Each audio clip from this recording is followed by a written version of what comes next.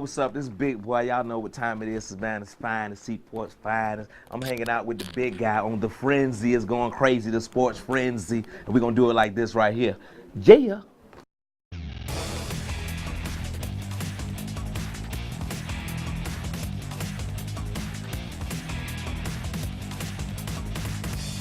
And now for the Frenzy, powered by Savannah State University. You can get anywhere from here.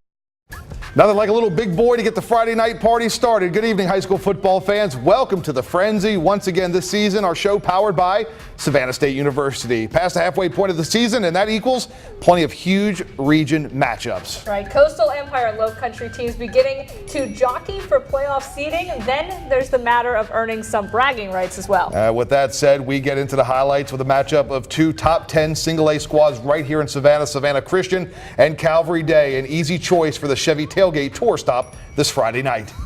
The Chevy Truck Month, what we're going to do this month is we're going to double your down payment. For your 1,000 becomes 2,000, your 2,000 becomes 4,000, your 3,000 becomes 6.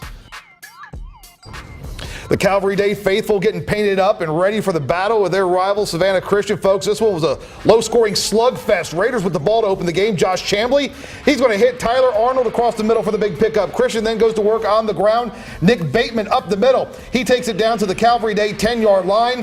The 7-minute drive would stall, and the Raiders settle on the Logan Tovar field goal. It was 3-0 Raiders.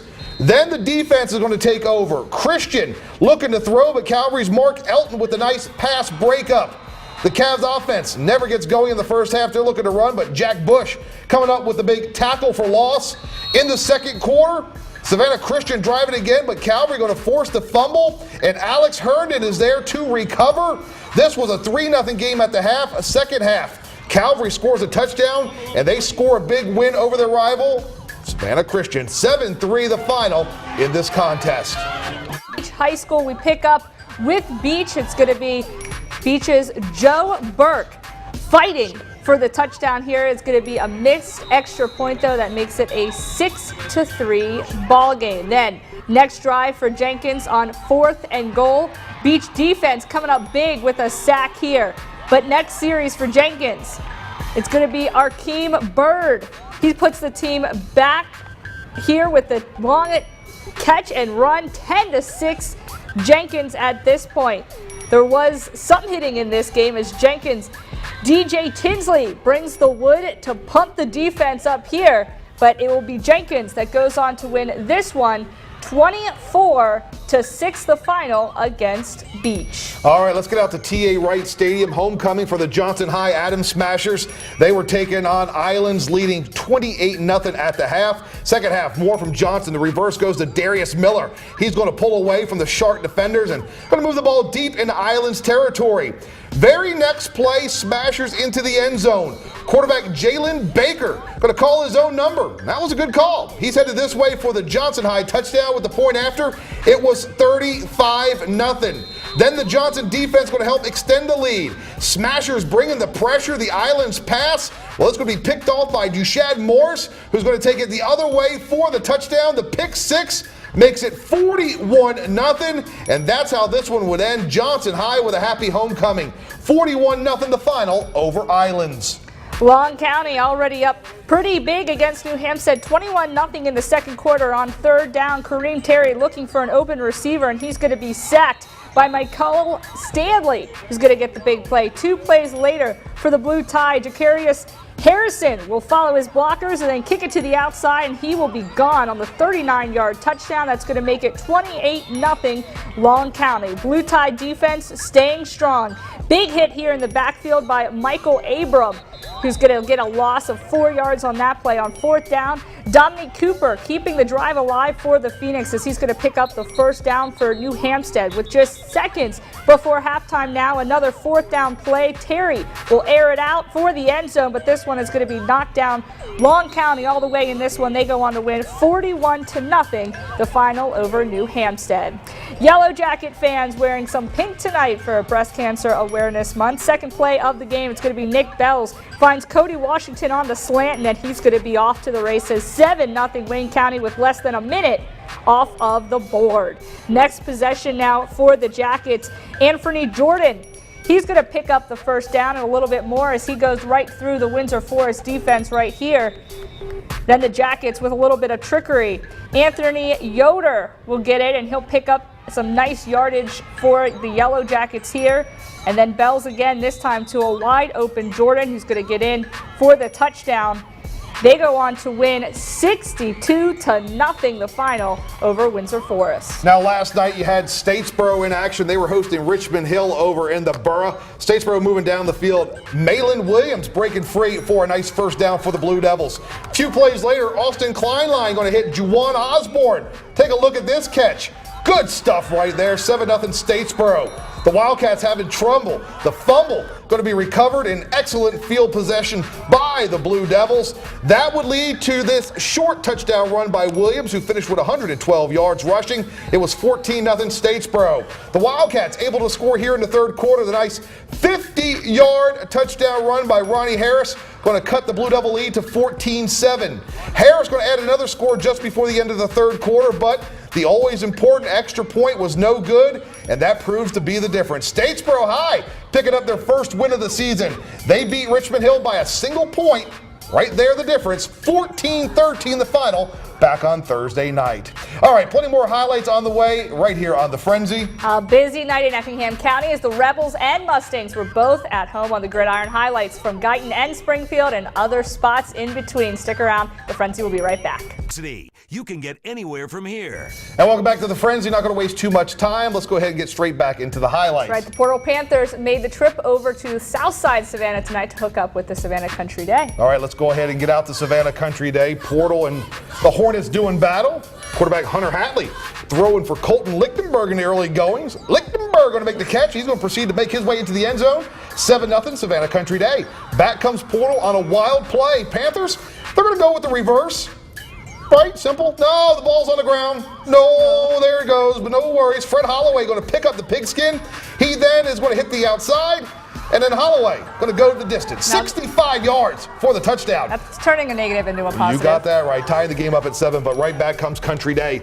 Hatley on the design keeper up the middle. Hatley going to get to the second level, and he is touchdown bound. Hornets go back on top. That's where they would stay. Hatley again throwing. A couple minutes later, he's going to go back to the air, and he's going to find Jake Lee for the touchdown this time. Big night for the Savannah Country Day offense. They roll over Portal 38-13, the final in this one. At the Corral now, South Effingham hosting Coffee. The Trojans on top 7-0 in the first quarter, but here come the Mustangs. Patrick Brown takes the handoff, and he's quick. Breaks away, and what can Brown do for you? Well, he goes the distance for the touchdown. It will be tied at 17 after that. Then South defense doing their part in the first quarter. They're going to sack Trent Ziegler here and bring him down for a big loss. Move to the second quarter. Coffee grinding. Tyree Paulk rolls out and hits Anthony Fuzzle, who spins out of a couple tackles and gets into the end zone. 14-7. Coffee is going to go on to win a close one here. 35-28, the final. All right, let's get the third member of our team in here. Dave Williams spending the night over in Brooklet, and then he swung by Springfield. We just saw South Effingham struggle with Coffee tonight. How about the Rebels on the other side of the county? Well, guys, Effingham hosting Bradwell Institute tonight at the Palace in the Pines. Plenty to cheer about for the home team in this one. Is this one not as close as people thought? Already up 24-7 in the third, and go to work again, do the Rebels. Phillip Brown over the middle to Demario Gant to begin. The Rebels march downfield. Then it's Brown calling his own number, and he'll take it down to the 2-yard line. They wait very little time to cash that one in. In fact, on the next play, Brown to Josh Vanderlark, and that PAT is no good. 30-6 Rebels at that point. Effingham's defense made it tough all night on the Tigers. Tevin Holmes with a quarterback sack there, but Bradwell's defense would get them on the board. Lorenzo Brinson picks off Jake Dangerfield's pass, and he will weave his way all the way to the Happing hunting ground here. PAT no good. 30-12 Effingham, but it wasn't nearly enough as the Rebels win by that 30-12 final. Meanwhile, in Brooklyn, Savannah High in town visiting Southeast Bullock in a battle of jackets. Southeast Bullock wastes very little time getting started on their first possession. Jalen Wells calls his own number, and he gets some nice yardage. Then later in the drive, it's Wells again off the right side and inside the Savannah High 5-yard line. That will set up the next play, and it's Chase Walker. He'll weave his way through all the traffic here for the TD. The PAT no good, 6-0 in favor of the Yellow Jackets. But the Blue Jackets of Savannah High didn't have many highlights, but here's a pretty good one for you. From their own end zone, Zion Williams airs it out to Jermaine Williams, who makes the nice catch. The drive, though, would come up empty. The Yellow Jackets, meanwhile, would add to their lead in the second. Jalen Wells finds Clayton Carter in the payoff pasture. The two-pointer failed, 12-0 SEB. They would go on to cruise to the 33-0 victory. And Southeast Bullock may be surprising some folks. They've won a couple in a row now, so whether or not they're in the mix for the playoff picture remains to be seen, but they're playing pretty well right now. Very good. And Effingham with another big region win over Bradwell. Thanks so much, Dave. All right, let's shift gears now and talk some South Carolina high school football. Let's get to it. That's right. We're going to go St. Andrews taking on Bethesda. This game, the cheerleaders here, the junior cheerleaders, I should say, getting ready for this one. Quick handoff to Trevin Mosley. He's going to juke off the St. Andrews defense to give Bethesda the game's first score as he finds the end zone there. Then St. Andrews, a big play here for them. Robbie Livingston with the pick six for St. Andrews, and their score now will be 7-6, a close one, but more defense for St. Andrews as Nate Mays is going to bring the cheese here and to finish off the sandwich for the Lions as a big hit here. And then later on, Bethesda's quarterback with the sneak puts Bethesda up 14-7. Bethesda, they go on to win this game. It would be all them in the second half. 40-7 would be the final in that one. All right, let's get out to Bible Baptist. You had the Braves. They were leading Dorchester. Started the second half. We start with Jake Brickle with a sack for the visitors from Dorchester Academy. Later, Dorchester's quarterback Lance Brownlee going to find Stokes Brownlee for the long completion. Looking to go ahead and try to tie up the game, maybe go ahead in this one. That's going to set up Jacob Reeves with a short touchdown run. That indeed is going to tie things up. Then later for Dorchester, it's Austin Majek. He's got the catch and he's got the run, and he's going to score the touchdown. It was 34-28. Dorchester going to pick up the win over Bible Baptist in this contest. 35-28 proves to be the difference as Bible Baptist falls on the home gridiron. Ridgeland Hardyville at Woodland, taking a look at the band, but this wild play, Ridgeland Hardyville is going to go and fumble this ball. It's going to be picked up by Desmond Allen, and he rumbles and stumbles all the way to the house. A huge block from future Georgia Bulldog Michael Barnett. Woodland with the crazy touchdown here. But then more from the Wolverines. Leron Karn with the interception, and then he's going to go to the house the other way. A pick six. Woodland, they go on to win this one over Ridgeland Hardyville 12-0, excuse me, the final. All right, we have Battery Creek on the road at Bishop England.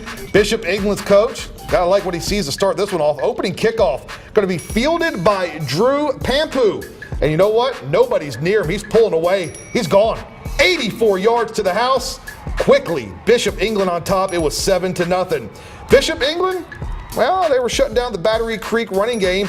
Tyrone Dilbert with nowhere to go here. Dilbert going to get it right back, though, going to take the handoff. He dives into the end zone this time.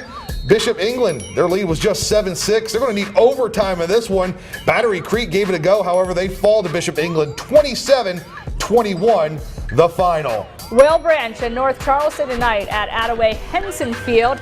Let me hear you, North Charleston in Studio Banner. North Charleston here with their work cut out for them, but they try to get some work done. Larry Scruggs with the 5-yard touchdown run for the Cougars, but all Whale Branch in this one. Ezekiel Carter takes the handoff and he's gone. That's a 60-yard touchdown.